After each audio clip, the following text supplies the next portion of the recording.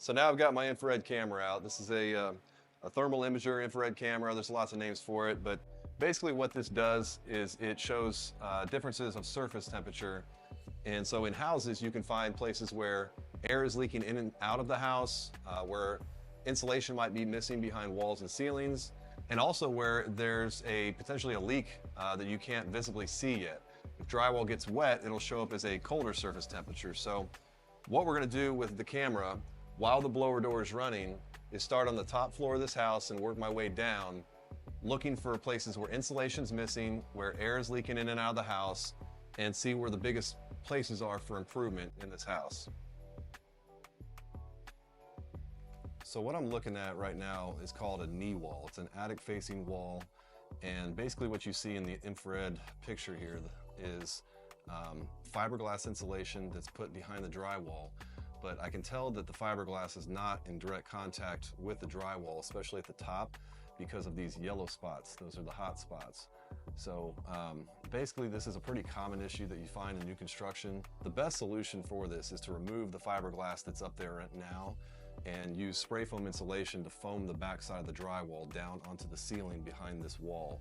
Because one of the other things that I can see with the camera is there's a return duct on the wall over here, and I can see a lot of hot air that's coming from the attic and coming into that return duct. And that duct isn't actually like a metal duct, it's a panned in return where they use part of the wall cavity as the return duct system. And this is very, very common in the Midwest.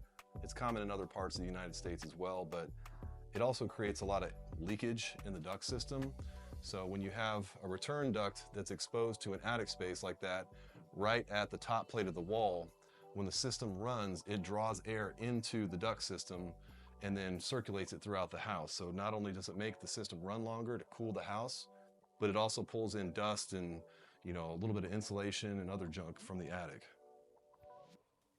So from the outside of the house, I noticed that there was a little hip roof above this window area.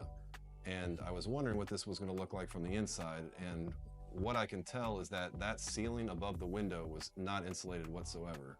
So the way that you would fix this issue, there's really two options. You can either cut the drywall out and install spray foam to the underside of the roof deck that's above the ceiling area here, or you could drill holes into each one of those ceiling cavities and then blow in loose fill fiberglass or cellulose insulation to fill each one of those cavities.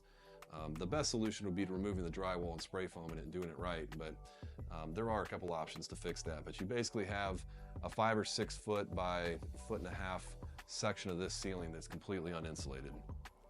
So I just got done doing a home energy audit on a 2.5-story Airbnb home in the Phoenix Hill neighborhood of Louisville, Kentucky. We found lots of air leakage issues. We found lots of insulation issues. So if this video was helpful for you, please give me a like or a comment below and share it with somebody that you think it might help. And I will see you in the next video.